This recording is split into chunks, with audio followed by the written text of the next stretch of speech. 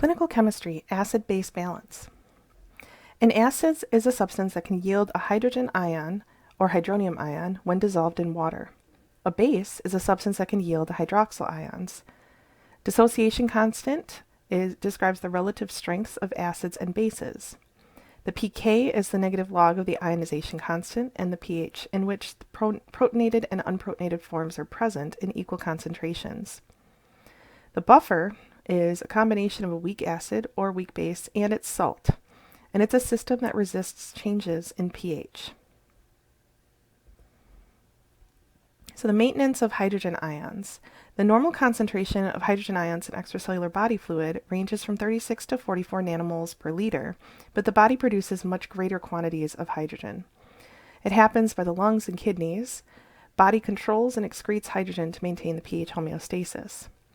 Acidosis is a pH level below the reference range, so less than 7.34.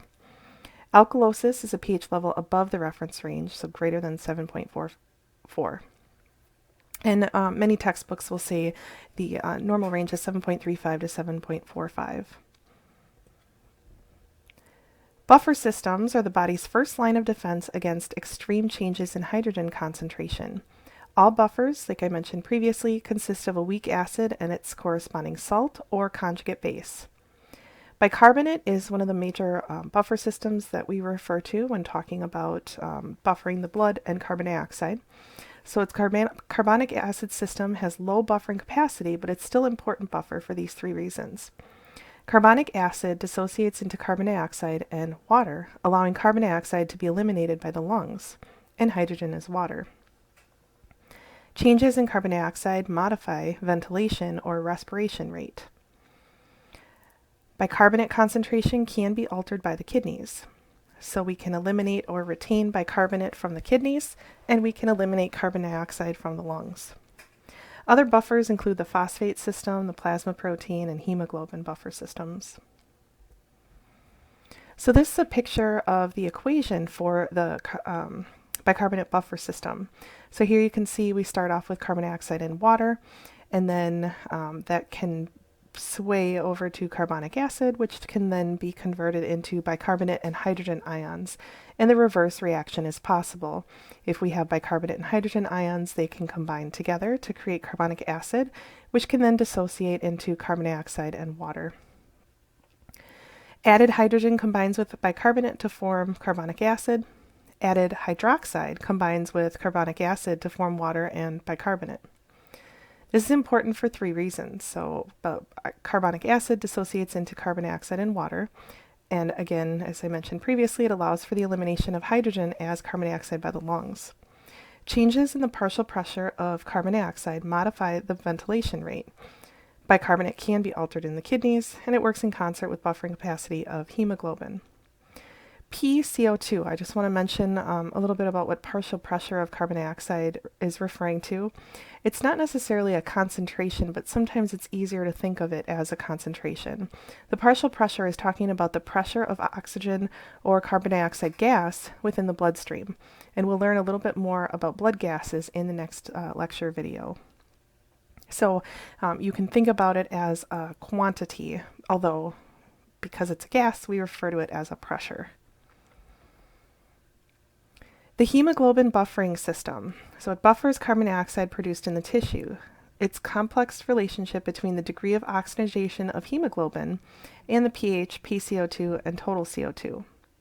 So what happens in the lungs is different from what happens in the tissues. In the lungs, we're trying to bring oxygen into the body. So we have a cooler temperature, a lower hydrogen ion concentration, and a higher pH in the lungs. Hemoglobin is going to release hydrogen ions and bind oxygen. Hydrogen ions binds to bicarbonate to produce carbonic acid. We have lower bicarbonate, lower carbonic acid, and lower carbon dioxide than that of the blood. In the tissues, our goal is to deliver oxygen to the tissues and get the carbon dioxide away from the tissues to bring it back to the lungs. So we have a warmer temperature, a higher hydrogen ion concentration, and a lower pH in the tissues. It leads to the formation of carbonic acid. Hemoglobin binds the hydrogen ions, which raises the pH, and then bicarbonate is increased and the partial pressure of carbon dioxide is increased due to what the tissues are giving off as a metabolic byproduct. And then you have the chloride shift. And if you remember, the chloride shift means chloride goes out, bicarbonate goes in. We want the opposite. So chloride goes in, bicarbonate goes out. We want bicarbonate out so that it can be transported to the lungs in order to be released from the lungs as carbon dioxide. So this shows the relationship of bicarbonate and hemoglobin buffer systems, and you can see how it's basically the reverse that happens. So in the lungs, we start here and we go in this direction. In the tissues, we start here and go in this direction. And it's kind of a continuous loop that keeps the net change in pH at a minimum. So dissolved carbon dioxide in the tissue is more concentrated than in the blood. It diffuses out to the plasma or red blood cell capillaries. Most carbon dioxide combines with water to form carbonic acid, and then it dissociates to bicarbonate and hydrogen ions in the red blood cell and diffuses into the plasma. Chloride goes in, hydrogen goes out. Process is reversed in the lungs.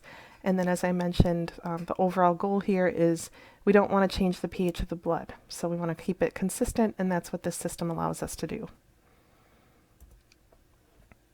The Henderson-Hasselbalch equation shows that pH equals the pK plus the log of the base over the acid. Our normal pH is between 7.35 to 7.45, or for critical care, it's 7.3 to 7.5.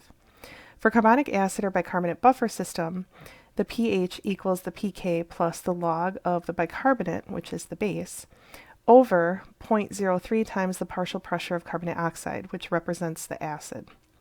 Carbonic acid is formed from carbon dioxide, and it's generated during the cellular metabolism. Carbonic acid is calculated based on the solubility of carbon dioxide in water, and that's where we get that bottom part of the equation from. It's responsible for maintaining the physiological pH, and the ratio of bicarbonate to carbonic acid is normally 20 to 1. The bicarbonate numerator indicates the role of the kidneys. The kidneys regulate pH, excreting acid and reclaiming bicarbonate from the filtrate. So it's the kidney's job to release hydrogen ions and retain bicarbonate if we want to increase the pH or make it a little bit more alkaline. Increase the pH of the blood. And this is our metabolic component. PCO2, or the denominator, indicates the role of the lungs. The lungs regulate the pH by changing the ventilation rate. So if you start breathing faster, you're going to expel more carbon dioxide. If your blood is acidic and you start hyperventilating or breathing faster, your blood is going to go back down to the normal range because excess carbon dioxide leads to excess acidity inside of the body. So hyperventilation results in decreased hydrogen ions, and hypoventilation results in increased hydrogen ions. The respiratory component is talking about that PCO2. The first events to changes in the acid-base status.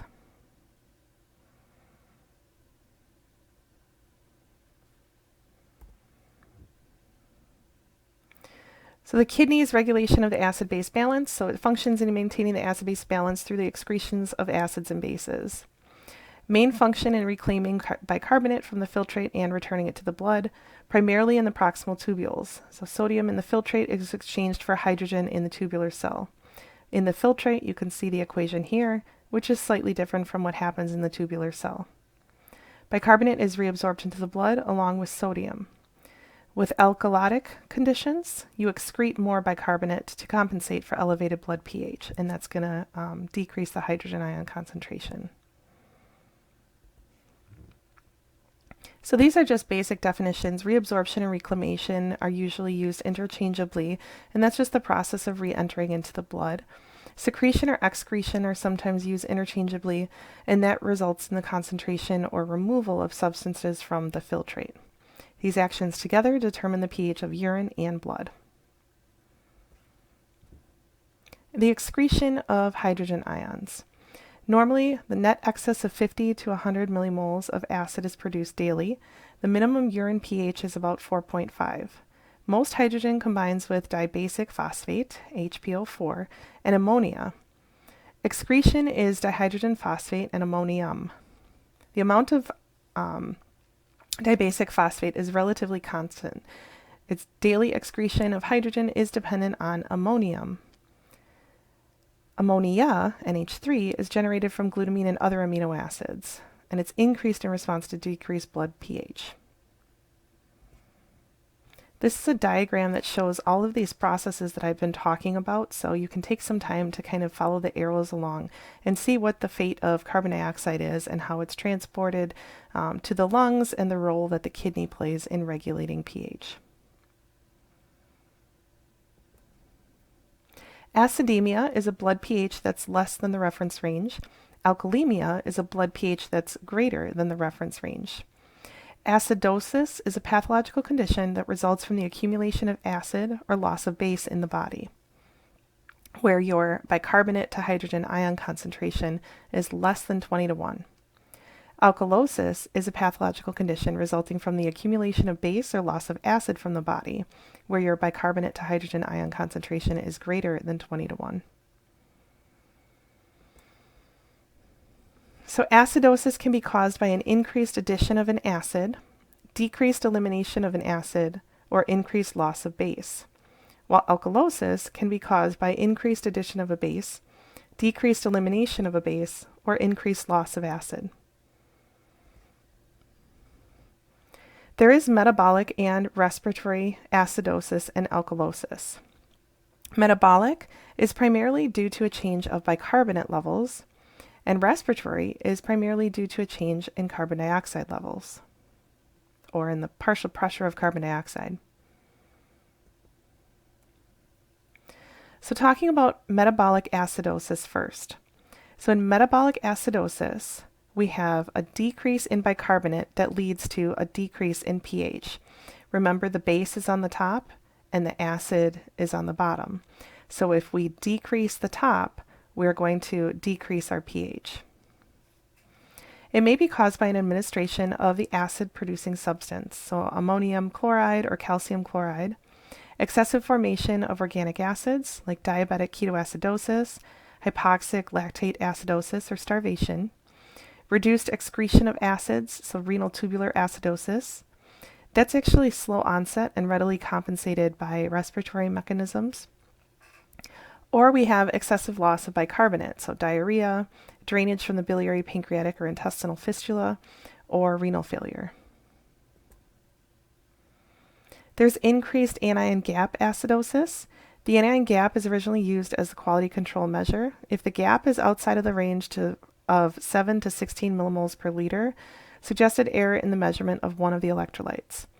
Artificially decreased in settings of hypoalbuminemia, which is negatively charged proteins, hypergammaglobulinemia, which is positively charged proteins, hypercalcemia or hypermagnesemia. If you remember, hypercalcemia is referring to calcium, hypermagnesemia is referring to magnesium, and hypergammaglobulinemia is talking about gamma globulins or the immunoglobulins or antibodies. Albuminemia is talking about that plasma protein albumin. It's increased in many metabolic acidoses, often first indication of acid-base disorder, may be increased in the absence of acidosis in cases of very low calcium, magnesium, or potassium. Mechanisms of an anion gap acidosis. So there's an acronym here, MUD piles. So methanol, the accumulation of formic acid, uremia of renal failure, decreased acid excretion, ketoacidosis due to the accumulation of ketone bodies, paraldehyde toxicity, the pathogenesis is unknown, isoniazid, iron or ischemia, accumulation of organic acid, particularly lactic acid, lactic acidosis as a consequence of anaerobic metabolism. Lactic acid is greater than 2 millimoles per liter, and it's associated with severe hypoxia. Ethylene glycol, or glycolic acid, oxalic acid metabolites, it's associated with a high anion and osmolar gaps. Accumulation of lactic acid may also play a role. Salicylate intoxication occurs when blood salicylate is greater than 30 mg per deciliter, and that leads to alkalosis due to induced hyperventilation.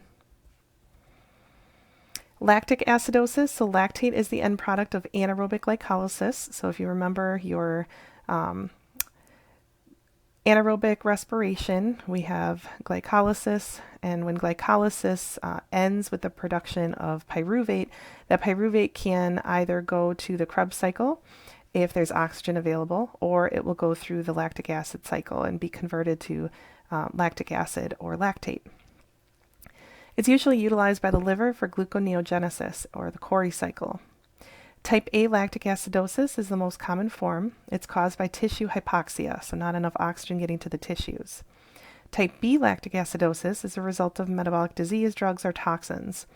Ethanol, salicylates, toxemia during the third trimester, cirrhosis, which is liver damage or liver disease, diabetes mellitus, diabetic coma without ketoacidosis.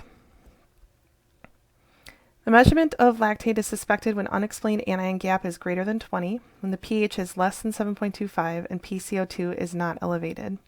The pH less than 7.25 in lactic acid greater than 4 millimoles per liter is indicative of severe lactic acidosis. It causes of unexplained coma, management of hypoxia. It's measured concurrently with pyruvate. You calculate the lactate to pyruvate ratio. It's typically 6 to 1 to 10 to 1. It's markedly increased with type A lactic acidosis, and it's increased with type B lactic acidosis as well, just not as increased. It's normal when lactate is elevated without significant acidosis. So pre-analytical factors, the patient should fast and be at complete rest for 2 hours prior to sample collection. Collect venous samples without a tourniquet or clenched fist. For plasma measurement, collect in sodium fluoride or potassium oxalate. Transport in ice water and separate from the cells within 15 minutes. For whole blood, arterial or venous, you want to collect in heparinized syringes, immediately added to chilled pre-measured volume of protein precipitant, metaphosphoric acid, and then centrifuge to obtain cleared supernatant for analysis. Normal anion gap acidosis, so inorganic acidosis, diarrhea, the loss of sodium, potassium, and bicarbonate, associated with hyperchloremia. Chloremia is referring to chloride. Replacement of lost bicarbonate with chloride to maintain the electric balance. There's renal tubular acidosis, types 1 and 2. Type 1 is decreased secretion of hydrogen ions. Type 2 is decreased reabsorption of bicarbonate. Hyperkalemic, we're talking about increased potassium. The normal anion gap acidosis. Renal tubular acidosis type 4 is due to a failure of renin, aldosterone production, or resistance to aldosterone. It inhibits sodium reabsorption. Potassium and hydrogen are retained as a result, and it results in decreased ammonia formation, leading to the retention of hydrogen.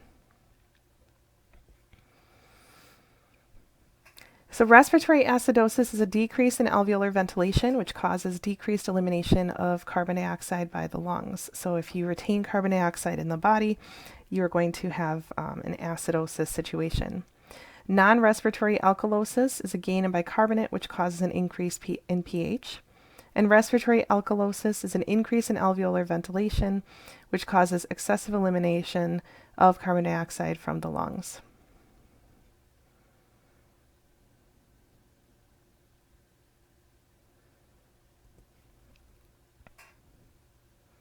So acidosis. In acidosis, you're having hypoventilation. So it's a decrease in alveolar ventilation, and that leads to a decreased elimination of carbon dioxide. When carbon dioxide is retained in the body, you're going to have a decrease in arterial pH, and you're going to notice an increase in the partial pressure of carbon dioxide.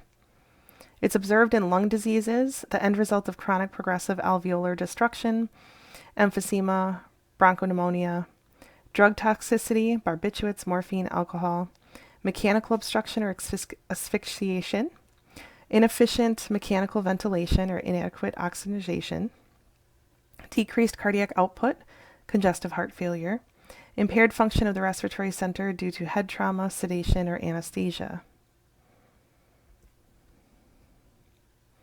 Metabolic alkalosis is an increase in bicarbonate which leads to an increase in pH.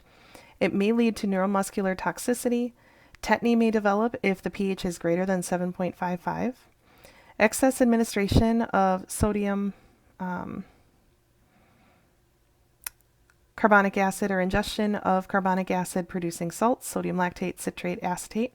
Excessive loss of acid, vomiting, nasogastric suctioning, prolonged use of diuretics that augment renal excretion of hydrogen, causes apparent increase in bicarbonate. Corticosteroid excess, potassium goes out of the cells, sodium and hydrogen goes into the cells, and it causes intracellular acidosis, extracellular alkalosis. Hypokalemia stimulates distal tubular reabsorption of potassium in exchange for hydrogen.